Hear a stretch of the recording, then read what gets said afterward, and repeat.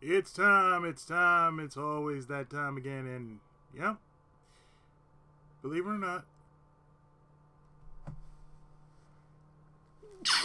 excuse me, I just came in. Yeah, it's the 7 year itch. That's what it's called, and this is going to be a late night stream of sorts. So, for those who are wondering, yeah, I'm streaming this pretty goddamn late. But, for me it's late. For you, it's early. Because, well, for one, we are just about done with this. That's where we stand. We are just about done with Apollo Justice. And what will be following Apollo Justice after I'm done with this? Oh... something more akin to, away from being a visual novel, but something more akin to being an RPG. So, yeah, there you go. So, I have my notes out like so. And,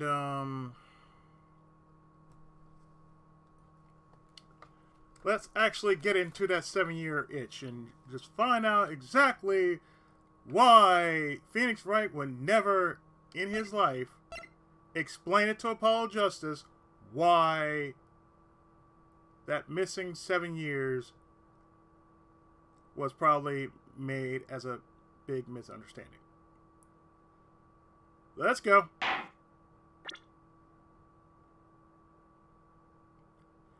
"7 years ago, we're going to do Trial Former and Ladder.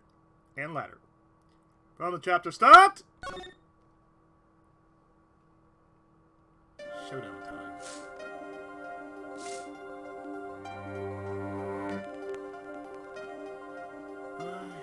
I lost. It's only a game of poker. A game I played for a long time. And only lost twice.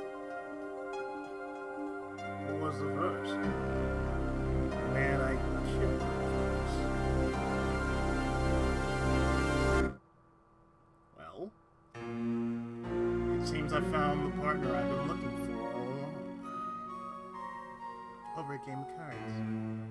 Why, yes, over a game of cards.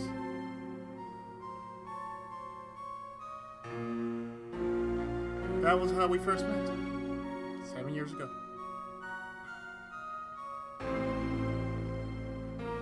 "7 years earlier, Phoenix Wright's final trial."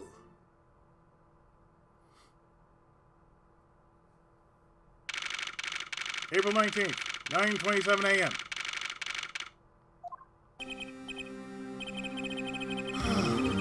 Okay. It's been a long time since I felt like such a rookie. Gotta try and relax. Good morning, Mr. Enigma. I'm sorry to have sprung this on you so suddenly. I received votes from your previous attorney only yesterday. Honestly, I'm not entirely sure I'm prepared. I understand I'm asking the impossible.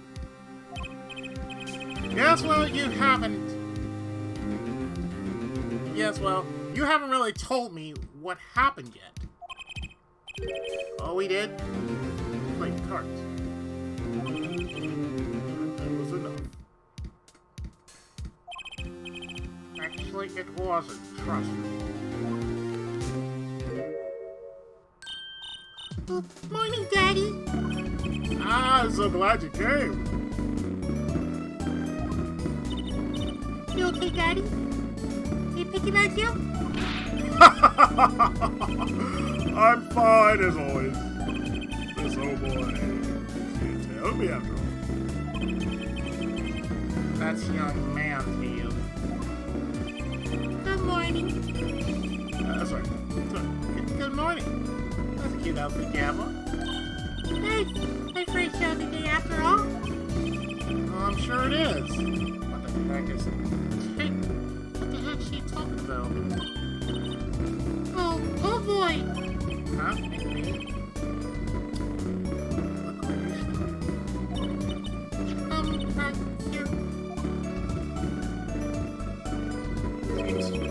What's this? Oh, I just got it over there in the hall. He told me to give it to the old boy in the blue suit with the spiky hair. He said I was really important. What's this? Demo for you or some sort?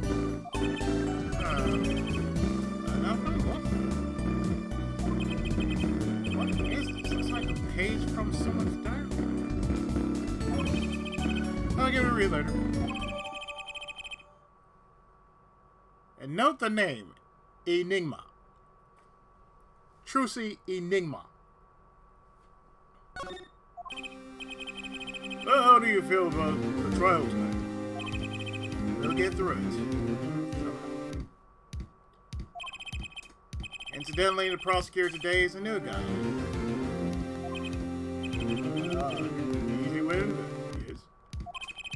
They're calling him a true thoroughbred in the history of the prosecutor's office. Of course, there's one of those every year. The switching of its hood is just before the trouble. I know it's the situation I put you in. Allow me to say one thing, Mr. Wright. Yeah? They will not be able to pronounce me guilty today. So, do your best, but do not worry. First time a defendant ever given me a pep speech. I'll do it again. I see you do not understand. You see, it will be impossible for them to declare a verdict. Impossible? Yes, isn't that right, Trucy? Yep, you bet, Daddy. My first look at the case was only yesterday. And the information I was given was a tad bit lacking, to be honest. Still, I'll do what I can for their sake. I believe the curtains will be lifting anytime now. I am in your capable hands, Mr. Wright. My client's Shady Enigma. Shady Enigma. Known to the world as Zack Ramai. A wildly popular magician. Star of Troupe Ramadi. His mentor, Magnify Ramai, was a rare breed of magician. He single-handedly ushered in a golden age of stage magic until he was shot dead. And Zack Ramai is the suspect.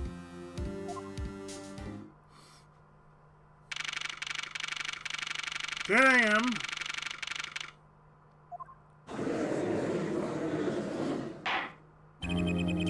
Court's now in session for the trial of Shady Enigma. Defense ready, Your Honor. Is the prosecution ready? I was just thinking. Is this what all the fuss is about? Bit of a buzzkill, really. Buzzkill? Is this some new kind of crime? One of the words. Is he the child? Where are the sweaty paws? The bum hearts? A goblet's cuts. Got 10 times the thrill this kid's got. Where are you looking? Claudia. Claudia Garvin. I came to get the party started.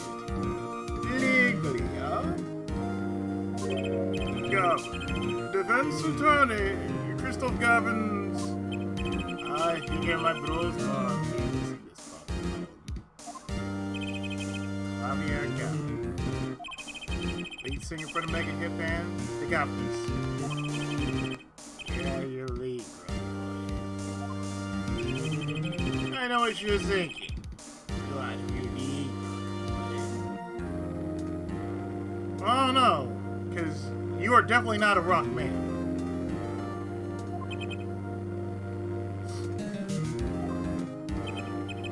True, my debut single, 13 years, hard time for us. With that, but that's just a hobby to me compared to this, you know. Talkative, aren't you? I like your affected Euro rock accent, but I'm just kidding. Now, Italian, right? Perhaps you would be so kind as to fill us in on this case. Ach, tongue, baby. Time to go in. The opening act. What was his name again? Ah, yes, Detective Gumshoe. Hit it!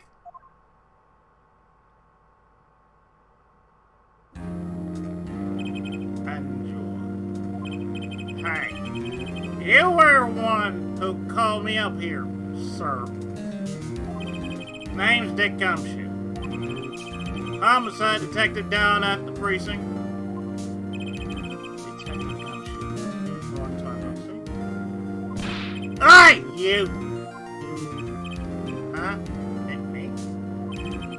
Today's the day, pal. Today, I win, you lose.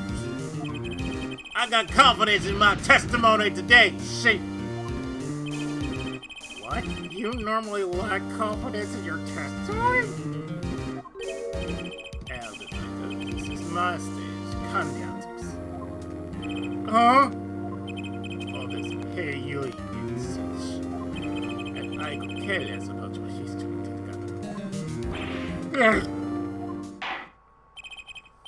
Very well, Detective Gumshoe.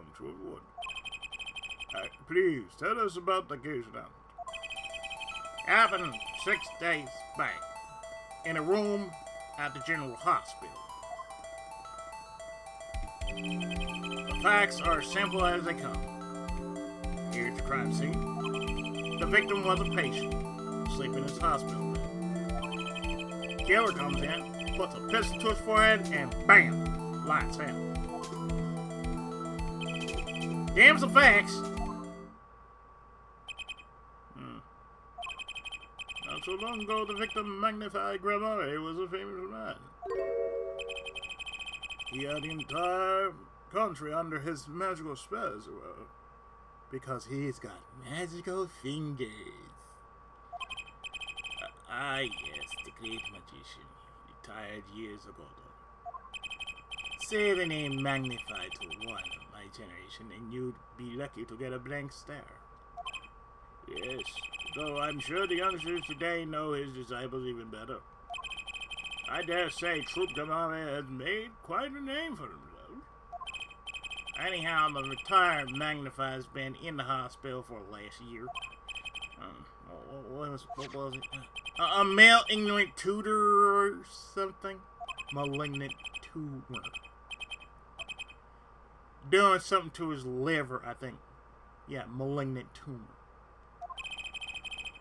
Malignant tumor, perhaps. In other words, he had liver cancer.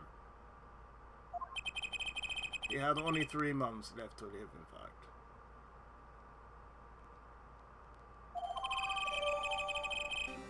And so we got the charge. The facts do seem simple enough. But something's not right.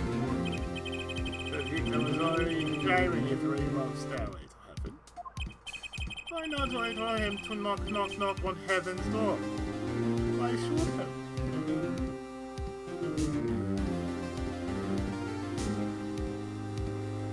So many musical references.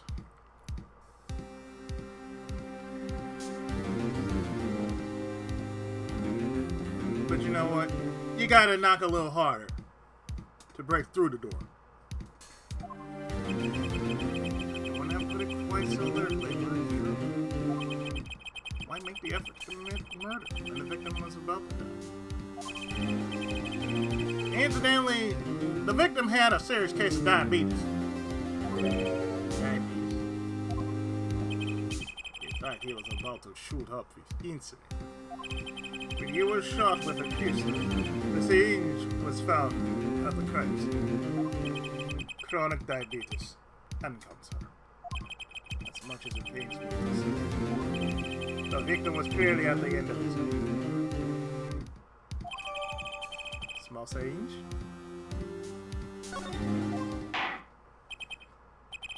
I believe the question before is clear then. Why did the killer have to shoot this dying man?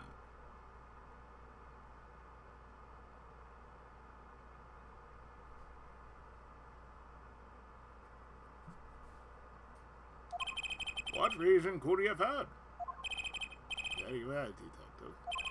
Perhaps you can enlighten us as to the circumstances of this shooting. Yes, sir.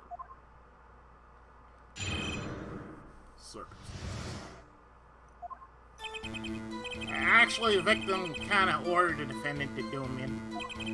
A few days before it happened, the victim sent a letter ordering his own murder. The defendant did what was asked of him and shot the old man in the forehead.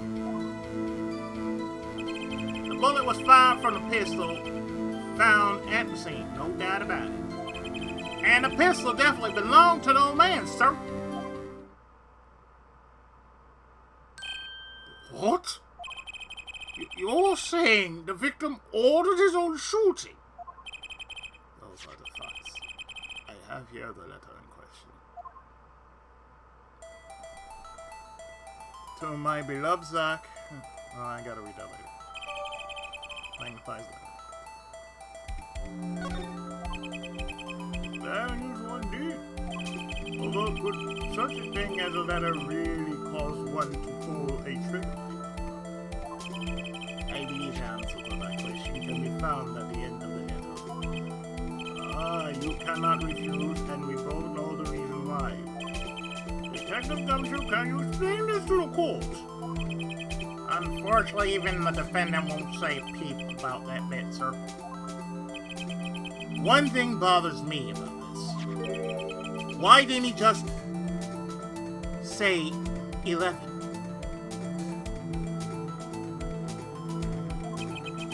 Why have him come at 11:05 without some specific reason? The devil's in the details. Well, was there some reason?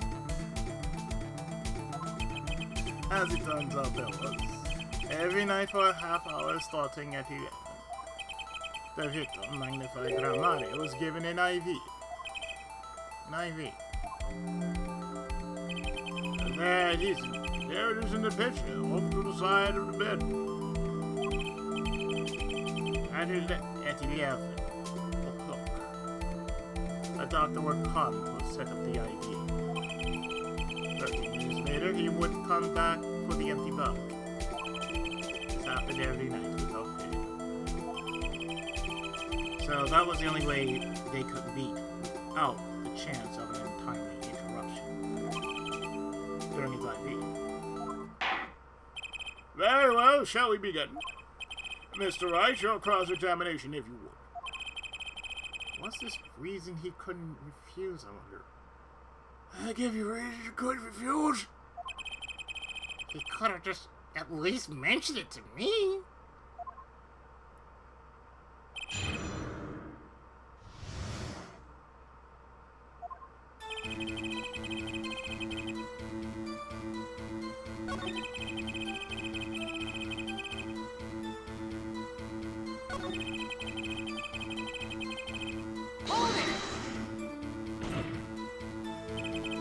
How can you be so sure?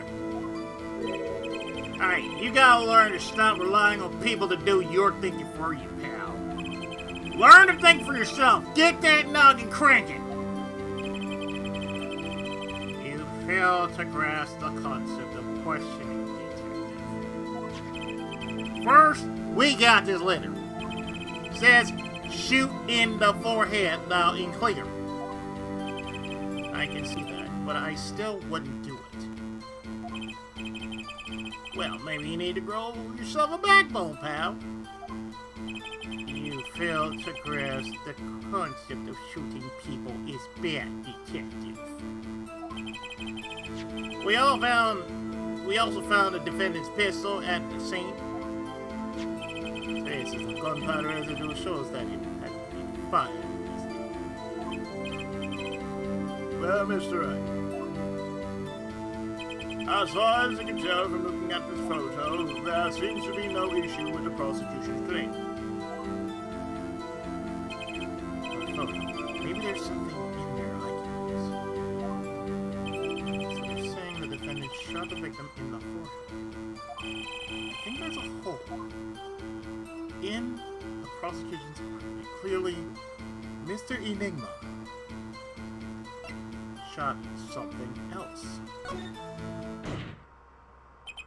Looking at this photo, another possibility occurs to me. Yes? What does the letter tell us? That the defendant had a reason he couldn't refuse his teacher's wishes. Bingo, pal. That's why the defendant popped him one in the forehead. Oh? The defendant disagrees.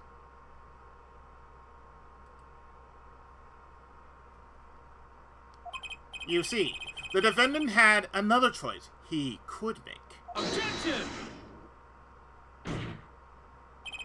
What? You can prove that with this photo. I can prove he had a choice, yes. The defendant might have fired like he was ordered, but he didn't shoot the victim's forehead. Well, let's hear what you're thinking, Mr. Wright. If he didn't shoot the victim's forehead, what did the defendant shoot?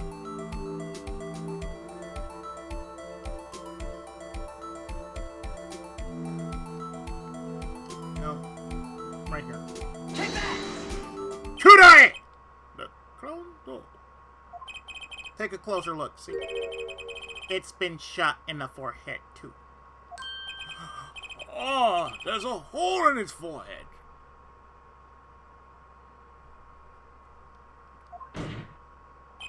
Yes, and a hole in the prosecution's claim. Objection! Ha! And I suppose you have a reason as to why he shot the clown door.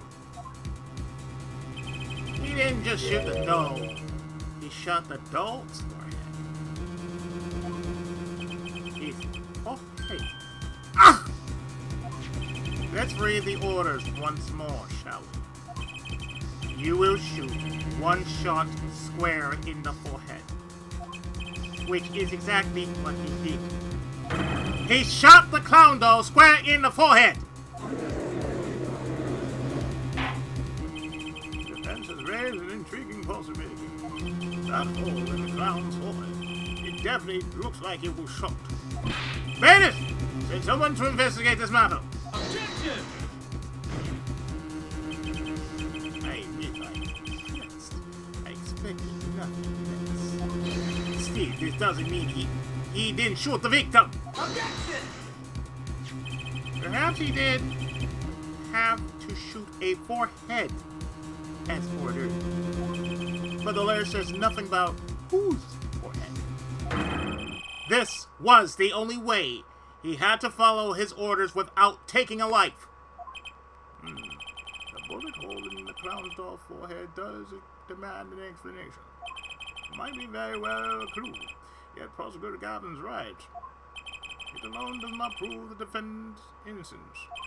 You cannot say for sure the defendant didn't shoot the victim. So sorry, Mr. Wright. How sad it is to see the mighty fall. How sad it is to see the novice overconfident. He doesn't realize just how big this little hole is going to get. That's what he said. And that's what she wanted. Detective Gumshoe, please take this newfound fact into account as you continue your testimony.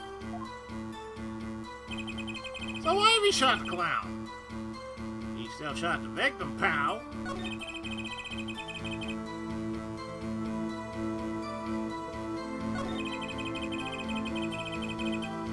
Pistol was fired from... I'm sorry, sir, but I must ask this question. mean this pistol, the one in the crime scene photo? That's the one? It's a funny looking gun, so there's no mistaking. You can tell the bullet taken from the victim's skull with a bullet fight from the skull. The rifle marks on the bullets were perfect match. So you verified the murder weapon, you know? You bet we did! This never belonged to the old man, sir. Hold it! Why are you so certain? What Paul's saying as your head been stuck in all this time, pal? You never heard of Zack and Valon's quick draw shoot 'em? Huh? What's that? One of the defendant's specialties. Zack and Valon stand on each. Zack and Valon stand on either side of a girl. Then they shoot. But the bullets don't hit her. Instead, they hit everything else on stage. This was one of the pistols they use in their show. Got a great design, huh? Kids love it. Many boys and girls joined the police because of that pistol right here. You know, that would explain a lot about the police force. Trout Kamari stopped doing that act a while ago. The old man held on to that pistol ever since. The court would like to see the pistol in question. You guys, sir, here she is. Well, this truly is a blast from the past. It's a stage pistol from Magic Show, see? Like to fire real bullets. It looks so much bigger in real life than on TV. Yeah, but can only hold one round. By the way, the pistol's firing chamber is empty. And it shows traces of it having been fired recently. So are any fingerprints found on the gun? Unfortunately, no. Of course, the defendant is known for wearing gloves. We might say that a lack of fingerprint, in fact, a fingerprint of its own. Aha, intriguing point, well made. Whoa, whoa, whoa, whoa, whoa, whoa. Not well made, not intriguing.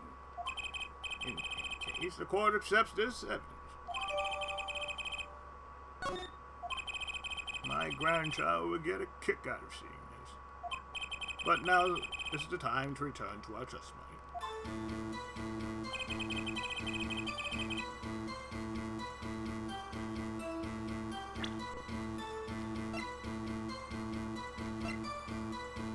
Objection! The trickiest cases often seem the simplest. Prosecutor Gavin, you missed the bullet hole in the clown's forehead. If you hadn't missed that, you might have come to a very different conclusion. Understand? Yeah, but like I said, pal, after he shot the clown in the forehead, he went... Objection! You got it! Did nothing of the sort to the victim. The pistol proves he could not. The murder weapon? Oh. Quite simple, Your Honor. This pistol only holds one bullet at a time. Ah! If you shot the clown in the forehead, he could have shot the victim too. Objection! That's not a contradiction, not even close. All you have to do is reload the pistol after the first shot. Objection! Oh? Where did he get the extra bullet? They're not so easy to come by, you know. If you claim the defendant had one ready, then prove to us how he got it.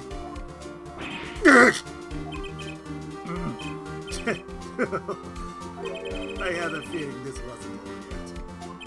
No, this part is just getting started. And I haven't proven anything yet. Who looks at this dark wrecked face? An utter lack of humility. What's this? Seems that the prosecution has another witness prepared. Like I said, as detective was just a flop of that.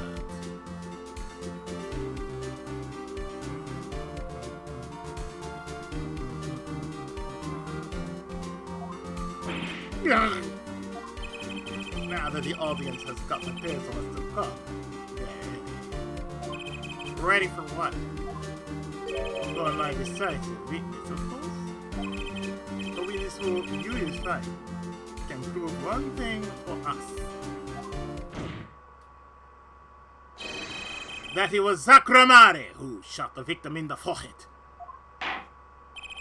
Very well. We will pause for a 15-minute recess. This might be my lucky break. I'll need that 15 minutes to talk to my client, Zach. Court's adjourned!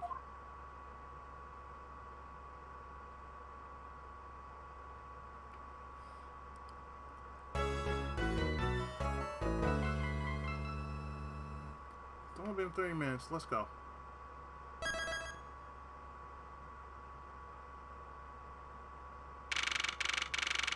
$11:21 a.m.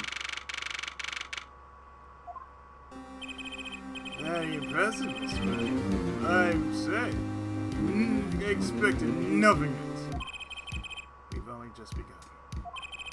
I was hoping you could tell me a bit more about what happened, actually. I did not think you would believe me if I told you. Better that you discover the truth for yourself. I was thinking of you. I think we need less thinking and more talking. That night in the hospital, what really happened? Ah, the way your eyes gleam is tonight. You're scared, Trucer. Speaking of which, where is she? You've seen the problem yourself. What happened? The one shot in the forehead? The one shot in the forehead one, right? Yes, the reason is reasonable. I could not deny my mental, even if it meant my own. Why not? This is something I will not say. For now. What's this for now? I've done many things in my life, some poorly. But this is a cross we must bear alone to our graves. Me? You wanted to know about the night of the incident. Finally. This guy sure likes to take his time getting to the important stuff. Of course, I have no intention of shooting my mentor. I snuck into his room that night at the appointed time. Found there upon his bedside table 2 pistols. 2?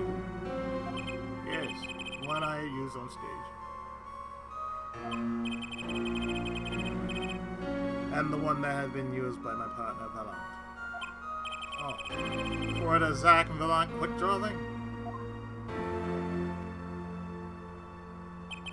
My mentor had the look of one sleeping.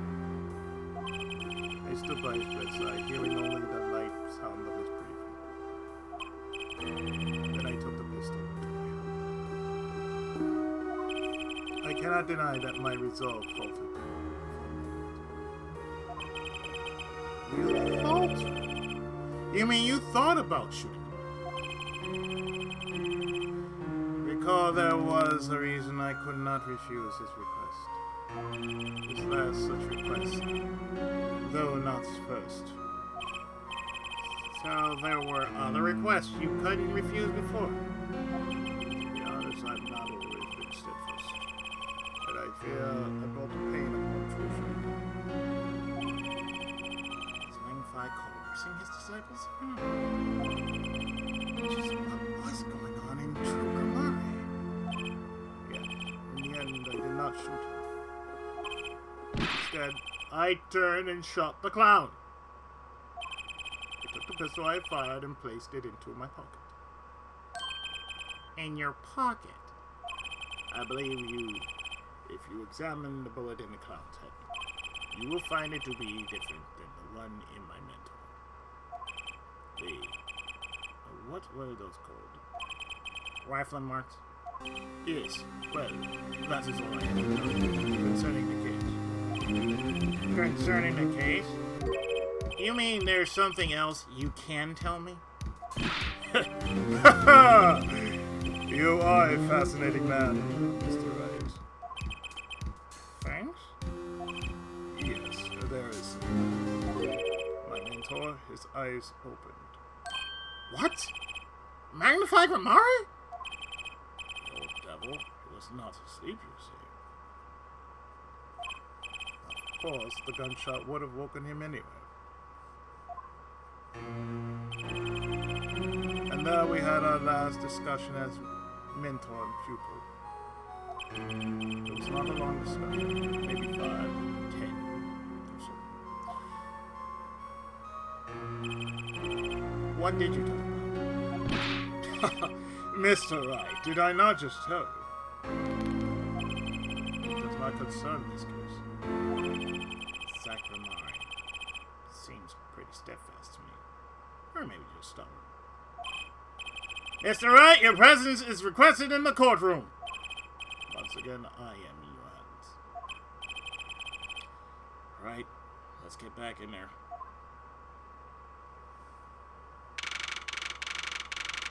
$11:37 a.m. Oops, now I'm back in session.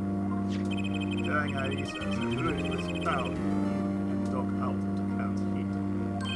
Well, this is news and the right remarks. That was not the idea of Nazis. Though they did find the weapon type matches the nerve. That is one very conclusive. Which is why I'm about to call my very decisive witness. Your decisive witness. How many times have I heard those words? Though they often turn out to be far less decisive than you think.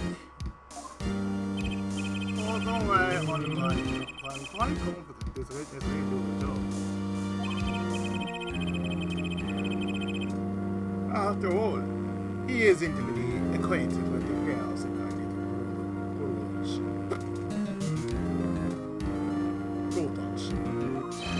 being the other half of Troop Gailani's famous duel, Zack and Valant.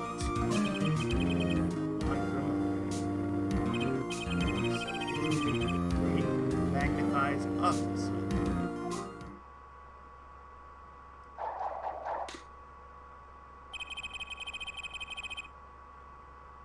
Perhaps you start by asking your name and occupation.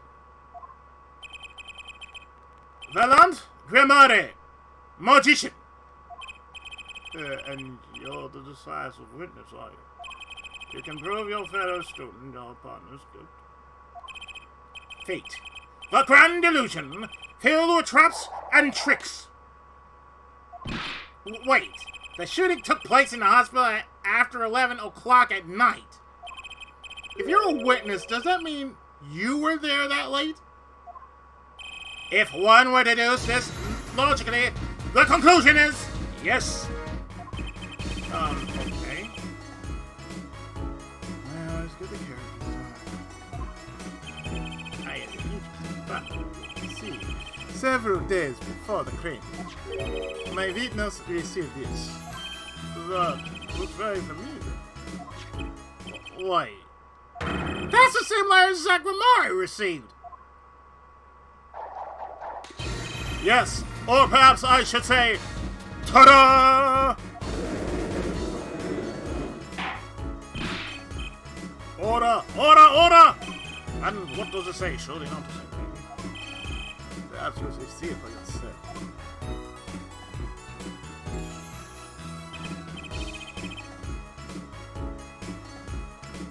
To my beloved student Valant, to you I entrust the task of lowering my life schedule. Excuse me. To my beloved student Valant, to you I entrust the task of lowering my life schedule. Tomorrow 13th, 11:20 p.m. I will ready a gun with which you will shoot one shot square in the forehead. You cannot refuse.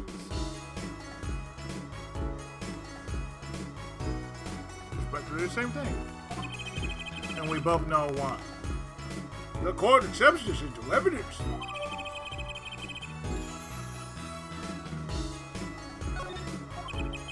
This is most unusual. Exactly what was going on with you folks? What exactly was your troop Gramati up to?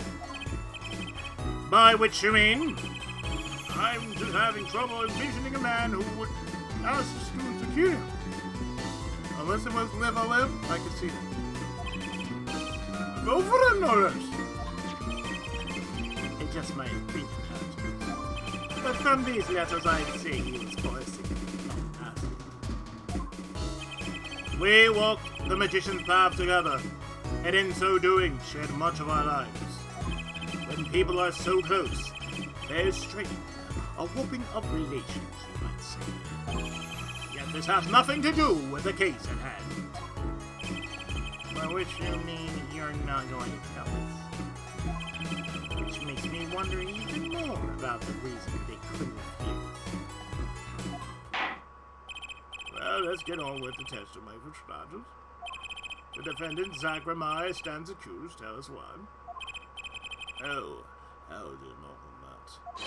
For where he walks, the red roses rise, singing hymns to the miracle that is magic. Fascinating, though I hardly need to remind you that the evidence could just as clearly point to you as the suspect. The letter, the murder weapon, and now the 2 bullets found at the scene. In fact, the only difference seems to be designated time. As every magician knows, timing's everything. Yes. And now, it's time to get this party fired up!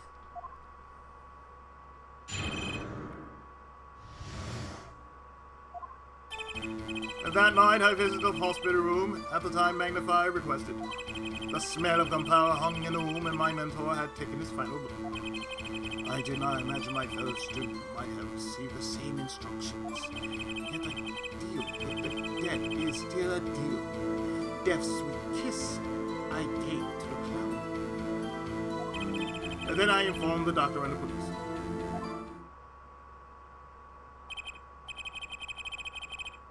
So you were the one who reported the crime. Indeed. I would think this fact alone would clear my name of suspicion. Let's not jump to any conclusions. Yes, the cross-examination generally comes before the conclusions in this court. But if your testimony proves to be true, then the defendant, Zach Ramadi, is guilty. And if it wasn't Zach Ramadi, then the killer was you for once. And no disappearing act will get you out of that.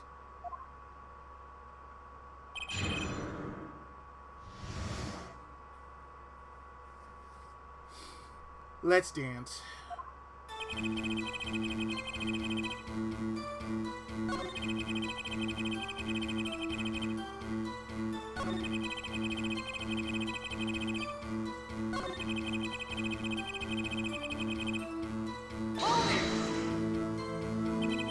There were 2 bullet holes at the scene. One in the victim and one in the clown. You're saying the one who shot the clown was you? No doubt my partner said much the exact same thing. Yeah, because whoever didn't shoot the clown committed murder. They've been around here before, it's soon I can turn up. Mr. Vallon, excuse me.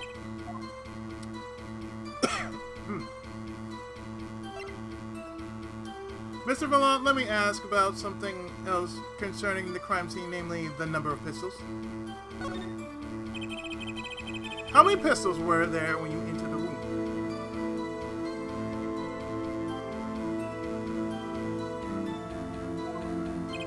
By which you mean what, precisely?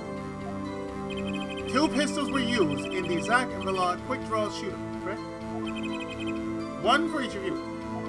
You are well informed. Only one of my old friends sat in the hospital room that night. What did Zach tell me? Of course, I had no intention of shooting my mentor. I snuck into his room that night at the point of time. But found there were upon his bedside table 2 pistols. I took the pistol I had fired and placed it in my pocket. I see no problem with that. Only one pistol is visible in the photograph of the crime scene. So you picked up that pistol and fired it? Indeed I did. Alakazam, Alakazing, Alakaboom. 3 new type of Pokemon. Alakazam, Alakazing, Alakaboom. The Alaka brothers. Yeah, there you go. 3 new Pokemon right there.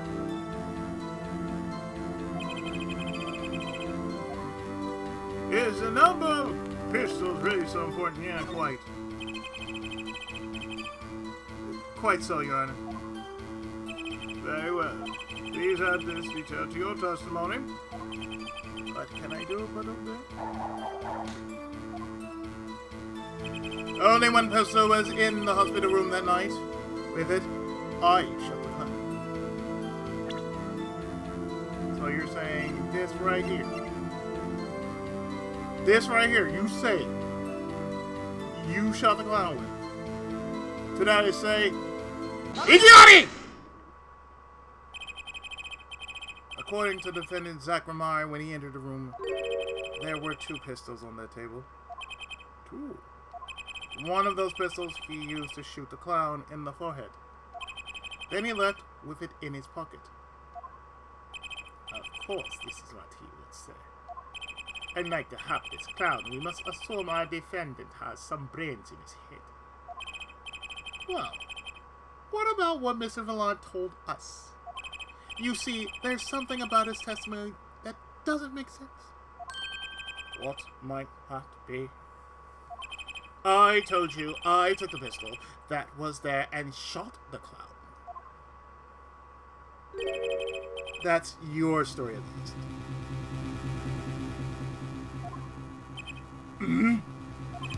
But the rifling marks tell a very different story, Mr. Vallant. Recall what Prosecutor Gavin told us.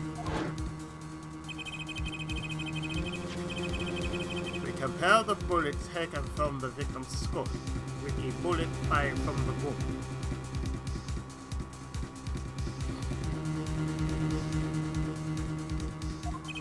The rifling marks on the bullet were perfect marks.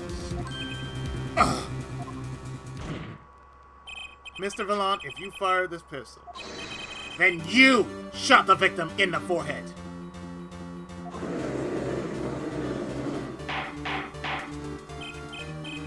Order, order, order! Oh, this is rather sudden. What have I done? Prosecutor Gavin. I only quoted according to. Sorry. Sorry for what? You see, I was unaware that 2 of these unique pistols are crafted. The analysis of the rifling marks only proved the type of gun that fired. But that's not what you told us before! You said you verified the murder weapon!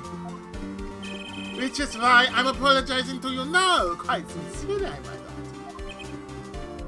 But you're hoping I'm comfortable for the mistake made of my own. That was just this morning! I'm still young. And I might add, it wasn't really my fault. If the defendant had only admitted he took 1 pistol from the scene of the crime, then we would not be having this pleasant discussion now. And Grimard? Yes, Your Honor. You are presented to this court as a decisive witness.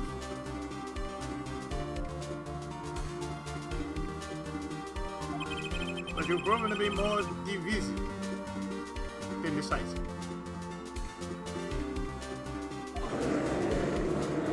Objection! You'll see in time. The testimony so far has been a review of the facts. The proof comes next. Care to elaborate, Prosecutor Gavin? When Mr. Valland entered the hospital room, the victim had already been shot. As his next testimony will prove, right, the real fight is about to begin. Bring it. Very well. The court will now testify. Very well, the witness will now testify to the court. Help us determine who shot what. Who shot what? I arrived in the hospital room at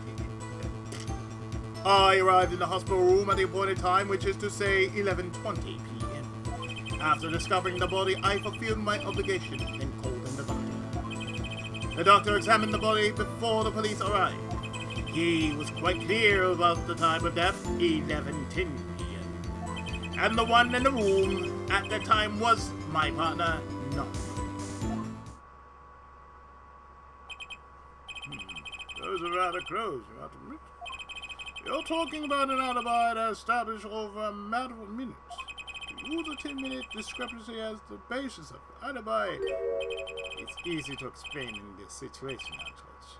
For example, take our debut hit single, 13 Years Hard Time for Love. Cue to the song, press the play button, and it will play for 2 minutes 15 seconds. Do it 100 times, the result's same. Their debut single was only 2 and 15 seconds long. What a ripoff. Magic is aware of the utmost precision. Hocus pocus requires admirable focus. And in the time of death, determined by the doctor, there is an inconvertible truth. Very well. The prosecution warns us that we're dealing with rather precise times, and we can expect the cross-examination to require the same level of precision. I would hope the defense refrains from its customary broad-sweeping accusations, lest we blur the focus this case so clearly demands. Point taken. Baseless remarks will result in penalty. Carry on, Mr. Wright. Carry on. Right.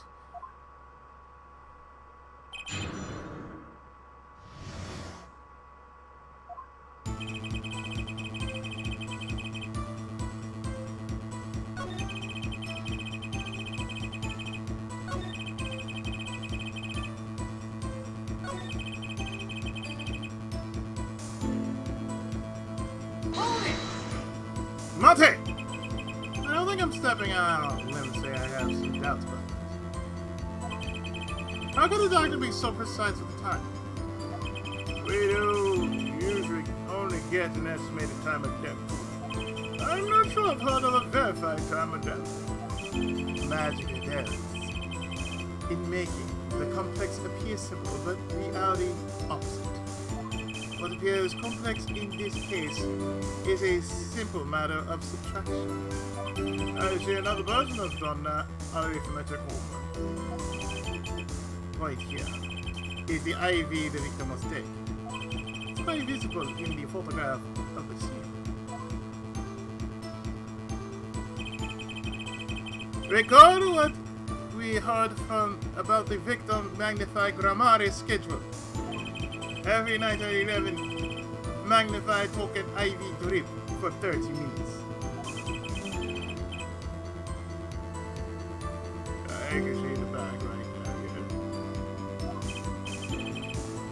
yeah. Now, look a little closer. Follow the tool down from the back to the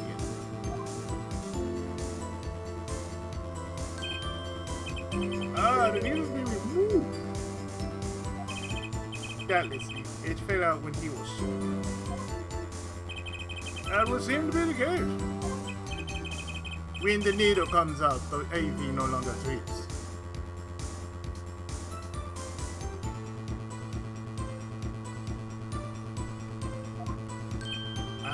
You could just measure the remaining IV liquid. Precisely. The IV liquid functions for a purposes and an hourglass of sorts. This is how the doctor determined the time of death. from the amount remaining in the bag, it was determined that the IV had stopped in minutes after administration began.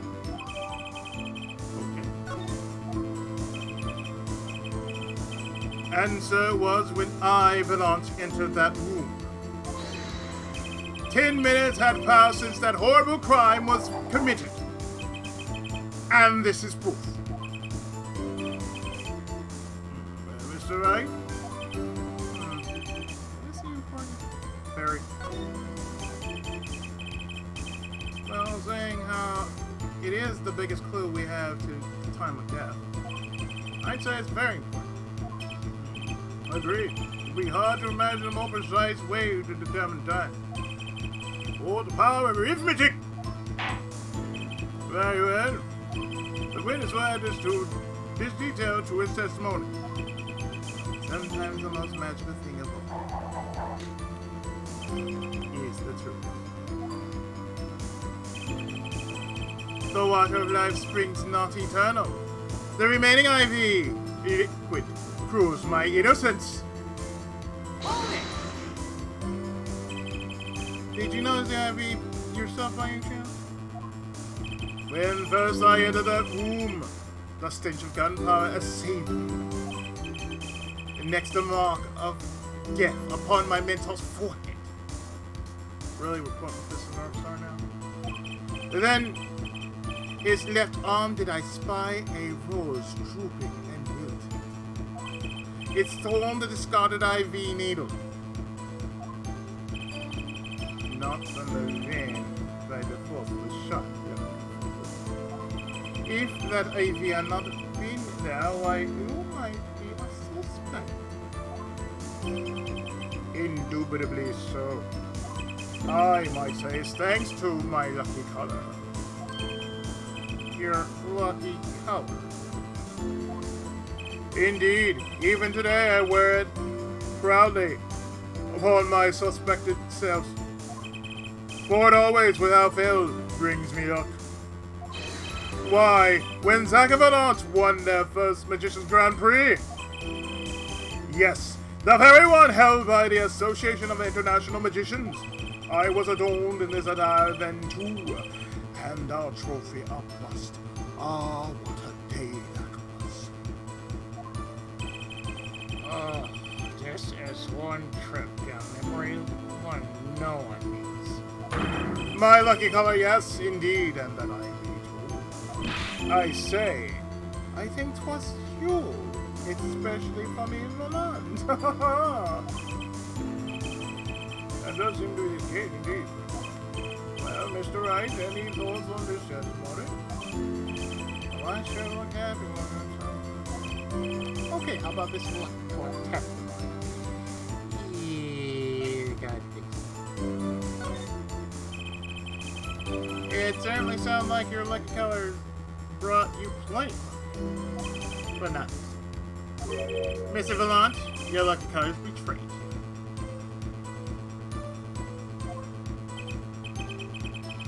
I am afraid you lost me.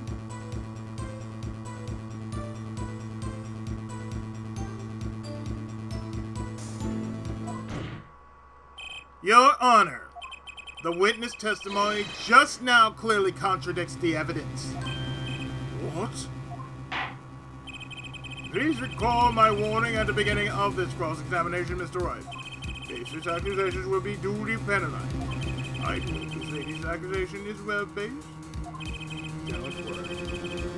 All your bases right here. Because all your bases belong to me, bitches. Very well. Let's hear the defense's claim. Well, your evidence that contradicts what Mr. Valance has told us.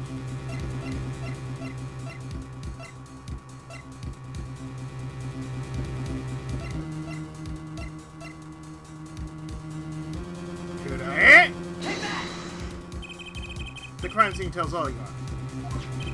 The photo of the crime scene.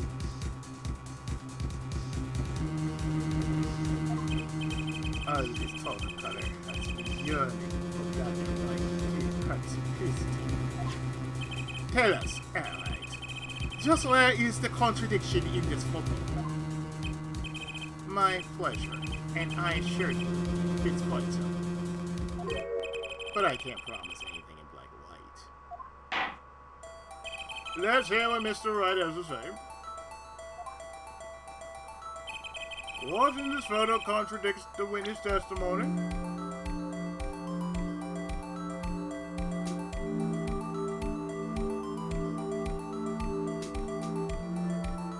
Well, that's right here. Valon Grimari, let's get one thing straight about your lucky color. It's yellow, yes?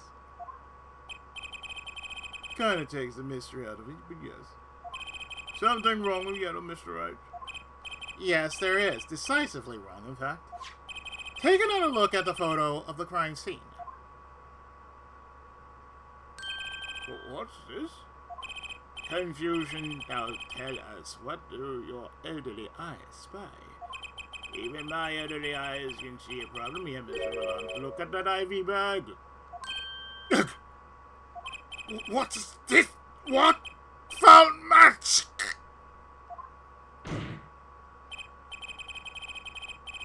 It would be hard to call the IV liquid yellow. And I'm afraid no magic was involved in the taking of this photograph.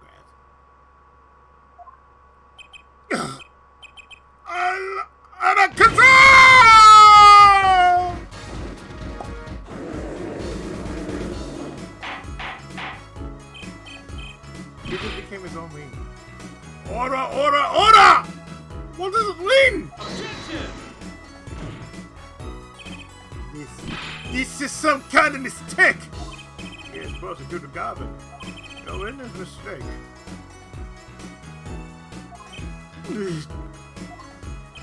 The greener they are, the harder they fall. Science about this, not substitute for reason. Well, Grimari, as you reminded us several times, your lucky color's yellow, but the IV is clearly not. Well, this contradiction can mean only one thing. Objection! Your ass is grass. And to think, you almost had me. I see your true colors now. It's attorney. Phoenix, right? Something you'd like to tell us, Prosecutor Garvin? As far as court can tell, the witness testimony does contradict the evidence. Yes, contradiction. One that I shall be pleased to hand right back to Mr. Wright. How do you mean? How? Because the witness has made no mistakes. I agree at a glance. The IV liquid does appear a sort of greenish yellow. But I assure you the liquid itself is quite yellow. Yellow liquid. How can you say that? As far as I can tell, this photo's green. Yes, but what color is the IV bag itself? Bag? You mean a plastic bag on the hood? Looks like a... I want to say I do. Besides, you figured it out yet? Yellow and blue make green.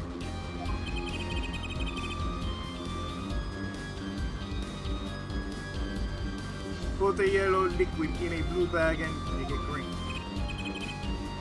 See, you get green. This, incidentally, is the liquid's true color. I see. Your explanation does have the ring of truth to it. Objection! Yiggyati! As I thought. There's no substitute for experience, Prosecutor Garvin. What? You may tell a good tale, but you've just proven something rather grave. For you, that is. Grave. The liquid in the IV is yellow, yes. But how did this witness know that?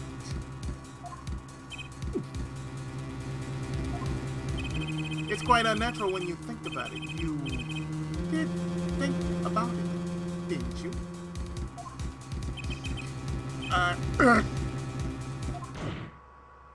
Your Honor, the defense requests an explanation from the witness.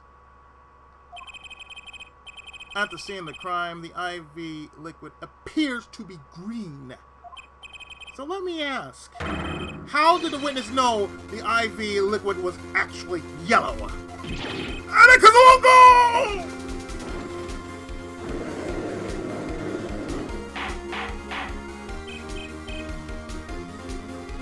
Order! Order! Order!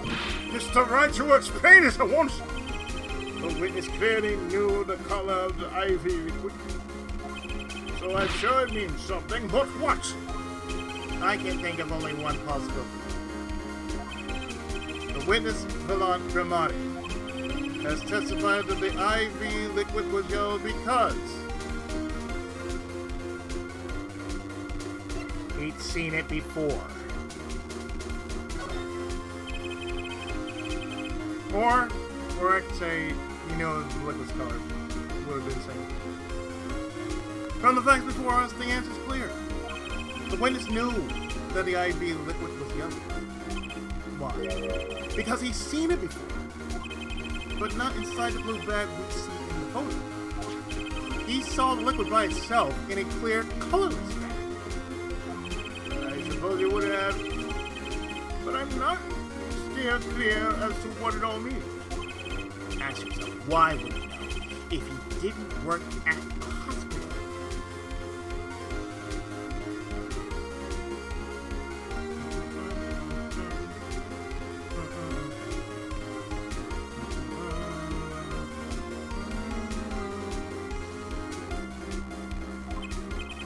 That's where you find meaning. Objection! I am afraid I find nothing. So what if he knows the IV's liquid color? Leave the getting excited over absolutely nothing to our teeny bopper fans, yeah? Objection! The IV liquid is the only evidence proving the time of death. A 30-minute hourglass with 20 minutes worth of sand remaining. Your claim, Prosecutor Gap. I remember well. However, there's a critical difference between an hourglass and an IV bag. Wait, I know! An hourglass uses sand, but an IV bag uses liquid. And it drips slower. I'm right? As much as vain me to say this, Your Honor, no. Unlike the sand through an hourglass, So are the dates of our lives. IV liquid enters the patient's body. At which point, like magic, it disappears. However, what if the amount of IV liquid had increased? You couldn't tell, could you? After all, there's no way of knowing how much went in. Objection! Let me get this straight, Annette. You're saying the witness watered down the victim's IV bag? No, not with water, but with IV liquid. That's how you knew the IV liquid was yellow. No, wait! I said wait! How much an amateur such as myself essay to perform such a task? Objection! I'm an amateur too, but I can pour water into a cup. Objection! I am afraid there's quite a big difference between a cup and IV bag. Quite. Can you prove our witness is capable of such feat? Just the point, amateurs. I at least would have some difficulty pouring IV liquid into that bag. You don't need to be an expert to see the look on his face. He added liquid to that IV to blow off the top of it. I'm tired. His head takes not evidence. Well, Mr. Wright, have you sought evidence to bring us back down to earth? Valant Grimari, I'm afraid your magic won't serve you. Might I ask what you're strongly suggesting? Magic relies on props, and props become evidence. Our witness was certainly able to increase the amount of IV liquid in the bag. All he had to do was work a little magic, and the prop was... Could I? The victim's syringe. It's the perfect prop for the magically increasing IV. And easy enough for an amateur to use. Objection! What kind of evidence is that? The syringe was clean, not a trace of liquid in it. Objection!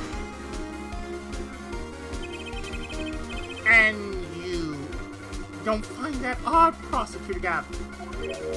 What? The victim had the syringe to administer his insulin shots. There should have been traces of insulin inside left. Well, Valant Grimari, as you pointed out yourself, the IV liquid makes the perfect product. One that you can manipulate at will.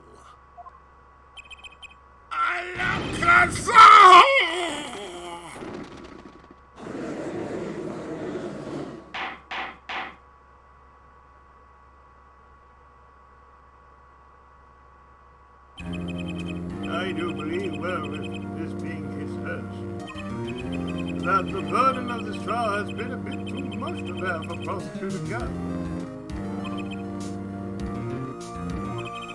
I'm afraid that while there is a doubt to the amount of IV liquid in that bag, the time of death cannot be proved. And that brings our trial to a close for today. Well, maybe I can squeeze an extra day out of this. I can do a much needed investigation.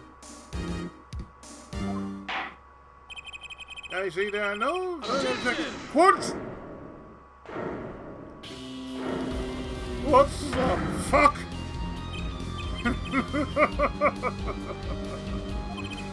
Truly, there are no substitute for experience. Nothing blinds one to the truth so effectively. A word to the wise. Underestimate the young, and they'll sweep your feet out from under you. In a way you'll never ever expect it. You'll see, I know exactly what to expect. Why are you talking about? You'll say the witness used the syringe to manipulate the level of IV liquid. But there's no proof. There's no proof he didn't do it either. It's quite true. Nor was this witness quite as decisive as I hoped. This I admit, after all. Why Bingo in the past been the filter hook so much? You have something in mind. Proof actions. I have another way to prove my case. It's evidence. What's this? Yes, victim Magnify Grimari's diary. After going into the hospital, Magnify began writing his memoir descents. The story of birth, his death in Kejo, and his meeting with his disciples. It seems he intended for the last chapter to end quite appropriately with his death. Wait, that book doesn't say what the reason was, does it? The reason why his disciples couldn't refuse his last request? Certainly it does not. What's important here is on the last page. Apparently the victim wrote in his journal that night. even after the IV had begun at 11 p.m. That's really something. Tonight's IV is maybe the last. I leave the rest to them. The first should come soon. This journal may end here or may go on, but not long. That depends on his hand.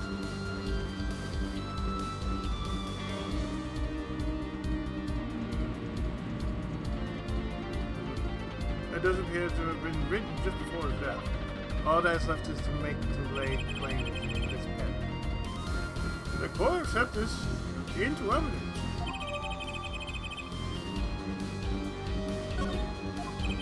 Read the very last part with particular care.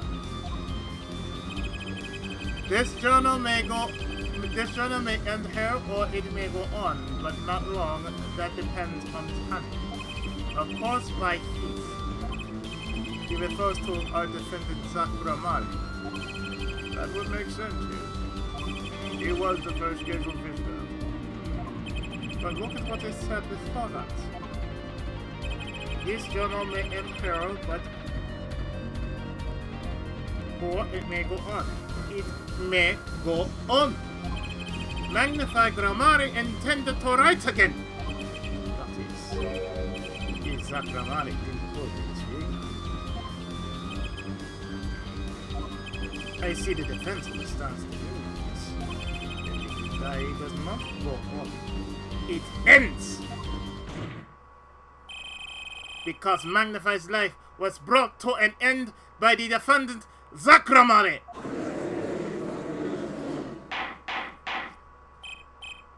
Order! Prosecutor Calvin!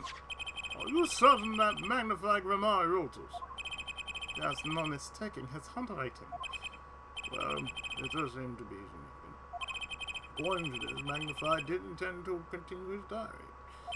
Yet if his diary ended here, which plainly did, then the one who pulled the trigger was the first visitor, Zakramari. Well, how do you like me now, right? Still too green for your taste?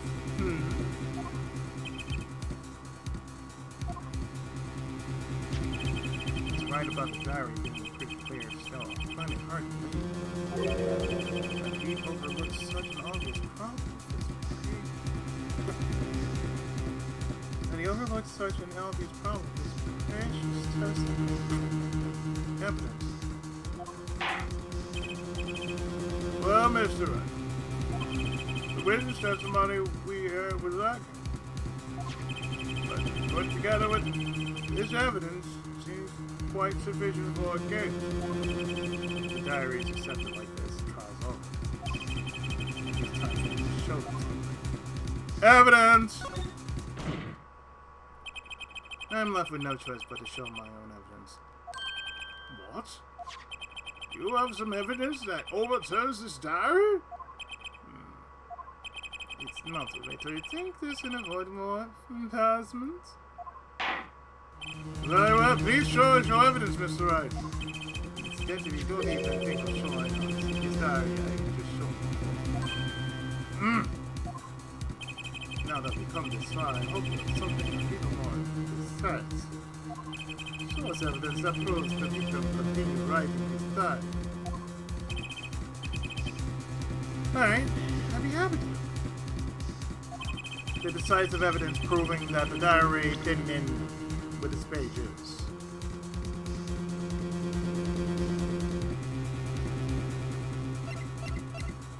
This page right here. Take that! First, take a close look at this diary.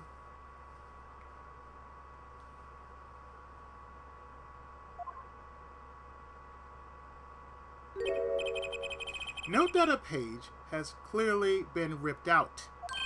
What's this? I hadn't noticed that at all.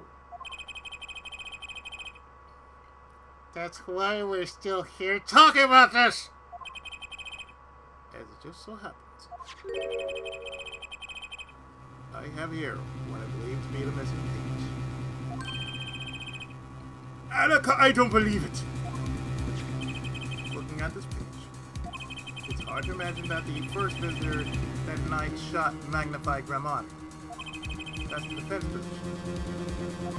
position. Wait, hear she does.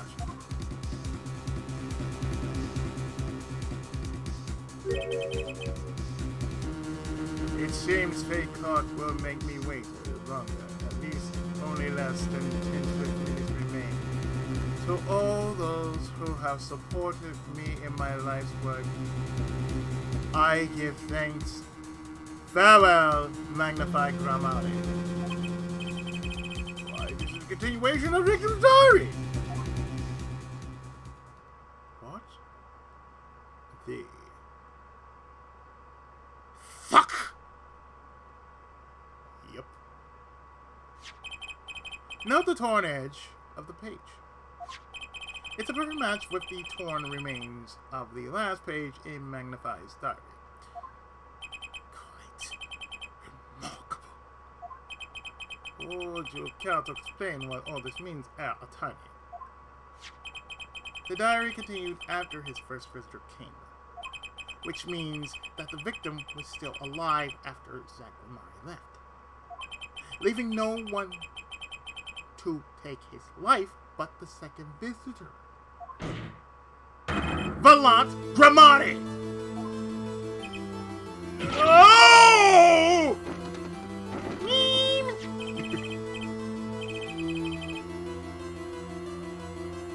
The handwriting too matches that on the other page. This is without a doubt a genuine article. Order! Order! But wait, that's impossible! I told him I couldn't have written that. Objection!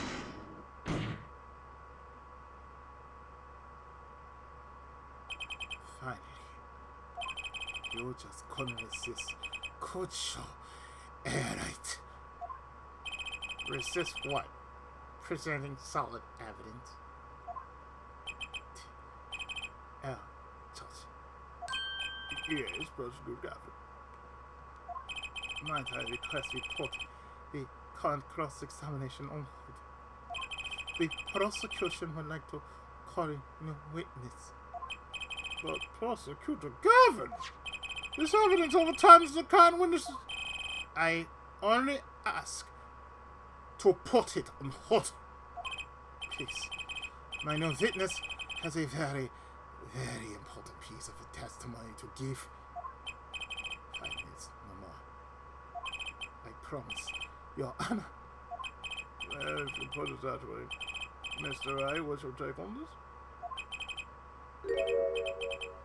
Well, Your Honor, judging from his enthusiasm, we'll have to hear this new testimony sooner or later anyway. So it might as well be sooner. Then, though it is highly, highly irregular, we will put the current cross-examination on hold. The witness may step down. Now, Prosecutor Gavin, please bring this surprise witness to the courtroom. I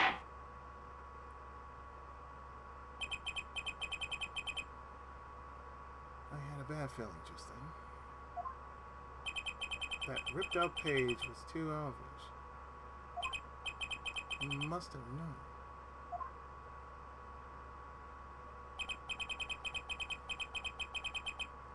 And I should have known. It was a bad sign all around.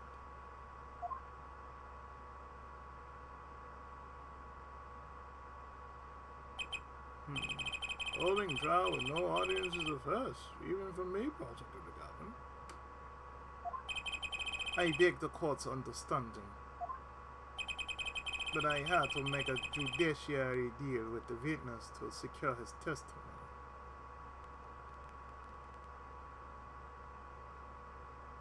Remember this dude from the last part? A judiciary deal? The details of his testimony may have some legal ramifications, Alicia. I thought it best to contain the information to this room. Very well, and you are the witness I got.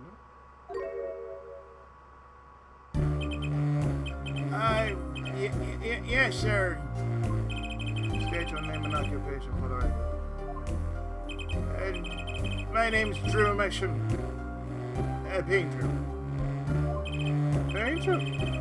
Man, you're somehow related to this case. No,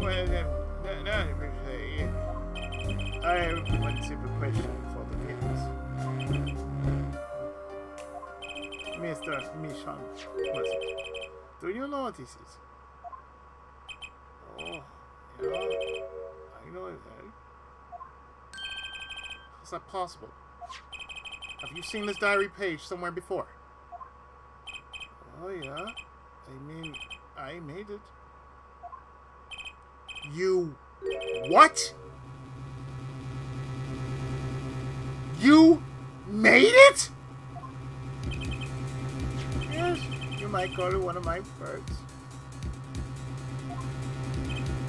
The prosecutor's office received a tip-off yesterday. Illegal evidence has been prepared for the trial of Zach Ramari. Illegal evidence? I initiated investigation of that. Painter to the world at large. Drew Macham has another side, you might say. He's skilled in making perfect reproduction of certain things. Forgeries,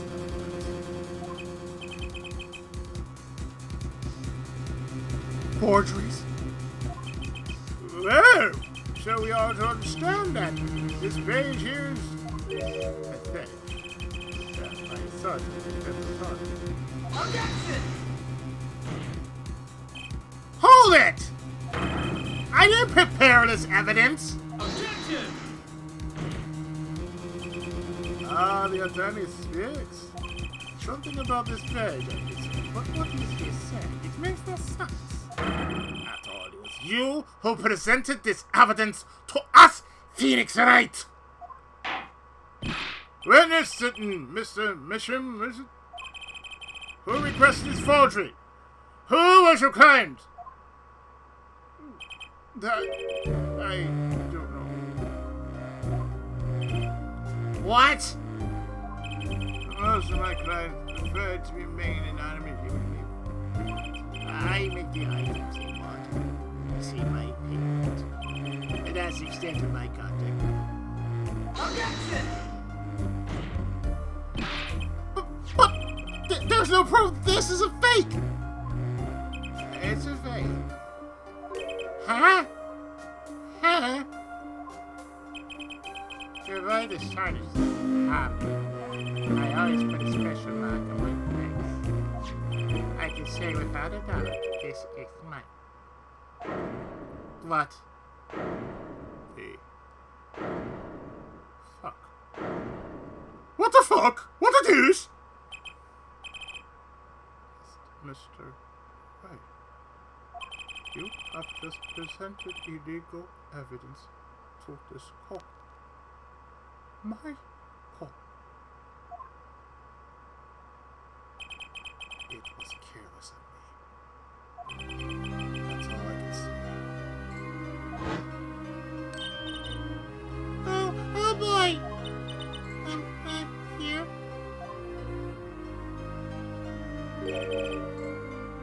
What's this? I don't know, I just got it over there in the hall. He told me to give it to the old boy in the blue suit with his spiky hair. He said it was really important. It's a trap.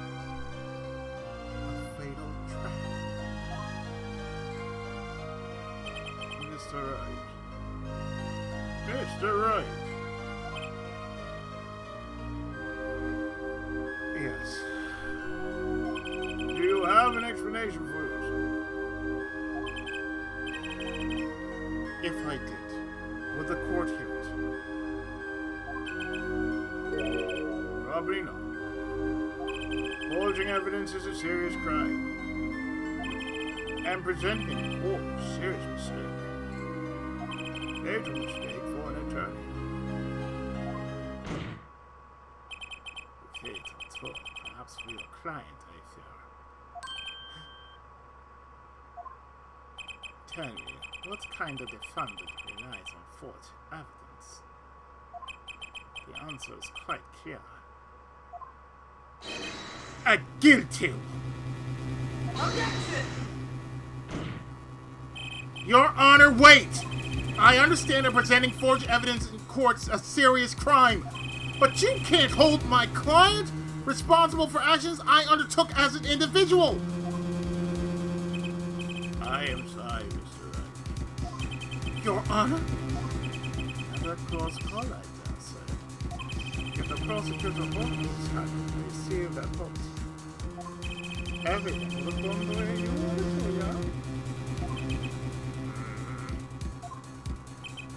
yeah? I even gave you a chance. But you decided not to think before embarrassing yourself. I see no need for further discussion on this matter. Special witness dismissed.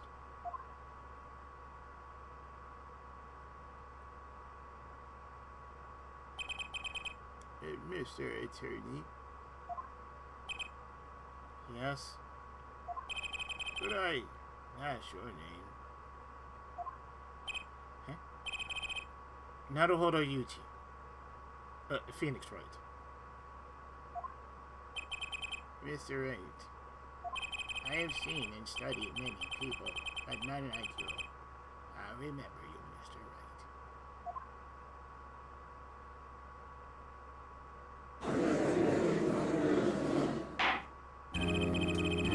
Wright. Though I deeply regret having to declare a verdict in this way, this trial is over. You have the right to find a new attorney and make an appeal. However, this court must.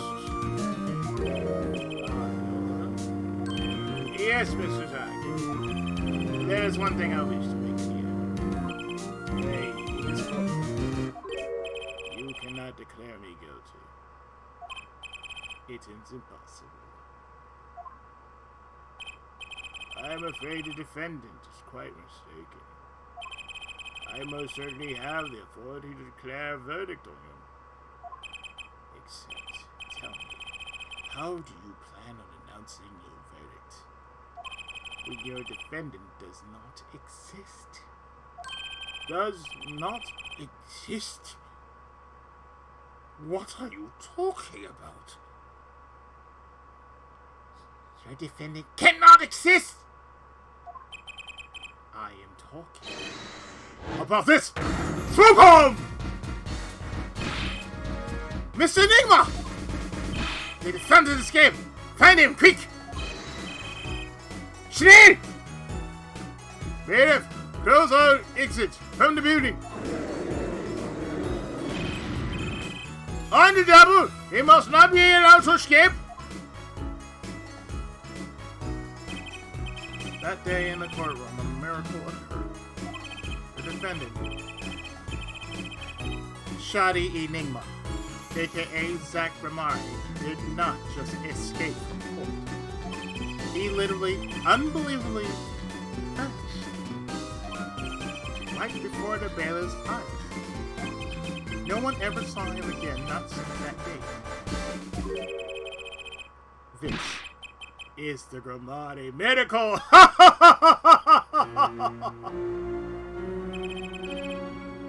No verdict was declared.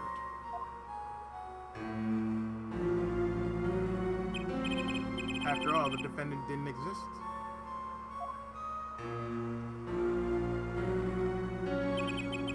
That's how it happened. The trial of magician Zach Ramari vanished, along with him for all eternity.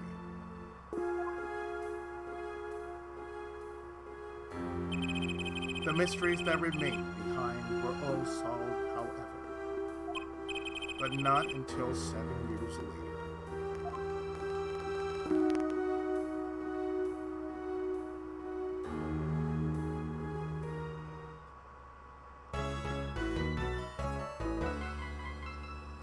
And this, my friends, is where we're going to stop here. So the next time,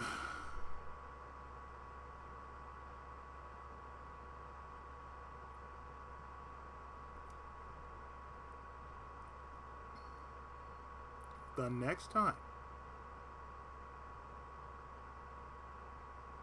Will indeed be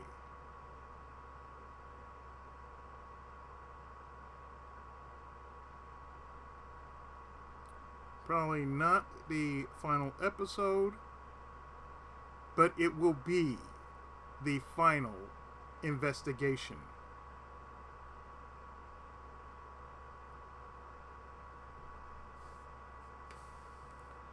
So with that, I'll see you next time for the final investigation of Apollo Justice, Ace Attorney.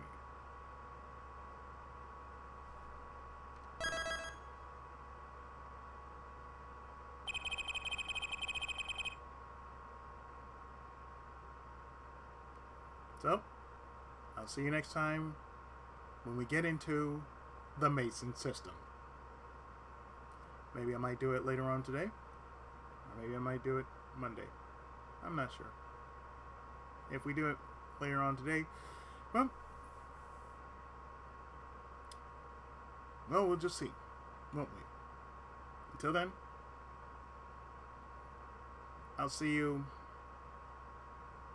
when we start up the Mason system.